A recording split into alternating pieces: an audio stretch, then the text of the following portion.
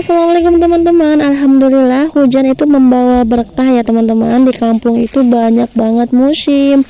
Ada musim duren, pete, jengkol ya, dan ini kita musim panen. Kali ini kan tadi habis panen kacang. Nah, nanti besok kita insya Allah mau panen jagung. Ini jagungnya udah siap dipanen ya teman-teman. Masya Allah, tabarakallah. Pas banget panen jagung, mau tahun baruan nih. Yang mau bakar-bakar, mari kita merapat. Oke teman-teman, terima kasih yang sudah nonton. Jangan bosan-bosan ya. Semangat, semoga kita sukses. Amin. Assalamualaikum.